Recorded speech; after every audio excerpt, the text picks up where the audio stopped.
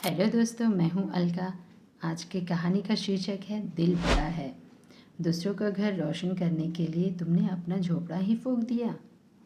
श्याम ने ऐसा क्या बोल दिया कि उनके घर वालों को ये बोलना पड़ा। सावित्री को पिंजरे में बंद शेर की तरह कमरे में लगातार चक्कर लगाते देखकर अंकित पूछ बैठा, मम्मी किसी पर झपटने का प्रोग्राम बना रही हो क्या? सावित्री ने गुस्से से अंकित को देखा। तुझे मैं हमेशा शेरनी क्यों लगती हूँ? अंकित सकपका गया। नहीं, दरअसल आप इतने चक्कर लगा रही हैं तो मैंने सोचा कि 10 बज गए हैं, तेरे पापा अभी तक नहीं आए, कुछ बता कर भी नहीं गए। इससे पहले कि अंकित कुछ कहता घंटी बज उठी। अंकित ने लपक कर दरवाज़ा खोला। एक मजदूर बहुत बड़ा गिफ्ट बॉक्स लिए खड़ा था। उसने वह बॉक्स घर के भीतर रख दिया। इससे पहले कि सावित्री और अंकित कुछ पूछते, वह बड़े बड़े 10-12 बॉक्स घर के भीतर रख कर चला गया। दोनों की आंखें फैली रह गई। तभी श्याम आया। ही, मैं दिवाली की गिफ्ट शॉपिंग कर लाया। हमने कहा था क्या? सावित्री से पहले अंकित बोल पड़ा। सावित्री ने अंकित को हैरानी से देखा तो अंकित सकपकाया। यही तो आप कहने वाली थी ना। अब इस बार शाम चौंका, पर वह जल्द ही संभला। तुम कहो या ना कहो, हमें रिश्तेदारों को गिफ्ट तो देने ही थे ना। सावित्री की आंखें अभी भी फैली हुई थी।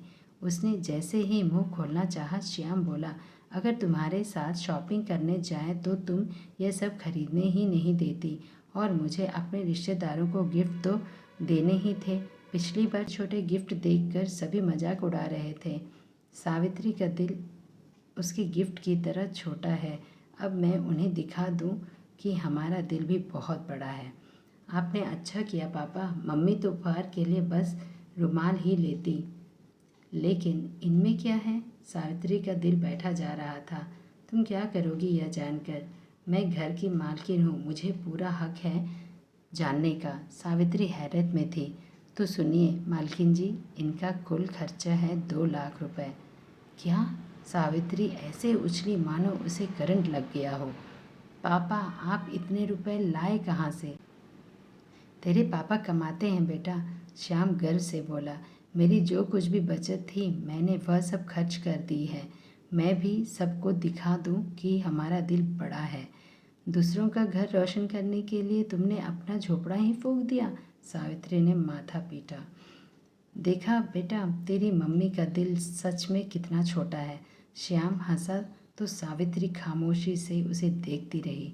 दूसरे दिन जब अंकित कॉलेज से घर आया वापस, तो पूरा घर खाली था। सावित्री जमीन पर लेटी हुई गाने गा रही थी।